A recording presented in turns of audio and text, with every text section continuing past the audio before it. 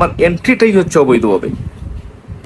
বিসিবিতে আপনার সম্পর্ক যদি উন্নয়ন করতে পারেন প্রেসিডেন্টের সাথে, পরিচালকদের সাথে, তাহলে আপনার জাতীয় দলের দরজা সবসময় খোলা। মুসাদ্দেক হোসেন সৈকত ভালো প্লেয়ার, আমি মানি, ভালো পারফর্ম করছে, এটাও মানি। এর আগেও সে অনেক ভালো পারফর্ম করছে, পারফর্ম করার পরেও কিন্তু সে জাতীয় দলে চান্স পায় নাই, ঢুকতে পারে নাই। আমার কথা হলো মুসাদ্দেক হোসেন সৈকতকে কেন নেওয়া হয়েছে বা নুরুল হাসান সুহানকে কেন নেওয়া হয়েছে এই বিষয়টা নিয়ে না, কাকে বাদ দেওয়া হয়েছে। আফিফ হোসেন ধ্রুব অনেক দিন দলের বাইরে ছিল, বাইরে থাকার পরে তাকে নেওয়া হয়েছে, যথেষ্ট পরিমাণ সুযোগ না দিয়ে আবার তাকে বাদ দেওয়া হয়েছে। অঙ্কনকে তো সম্ভবত কোনো ম্যাচ খেলার সুযোগই দেওয়া হয় নাই। তাহলে কেন তাদেরকে নেওয়া হইলো? তাইলে তার আগে কেন সোহানকে আর সৈকতকে নেওয়া হইলো না?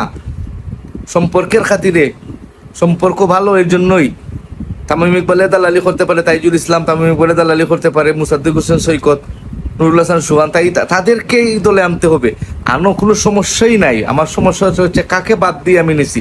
যারে বাদ দিয়েছি তাকে তো রিসেন্টলি এক সিরিজ আগে শুধু দলে নিলাম, তাকে তো পর্যাপ্ত পরিমাণে সুযোগ দিলাম না। তাকে সুযোগ না দিয়ে তাকে কেন বাদ দিয়ে দিলাম?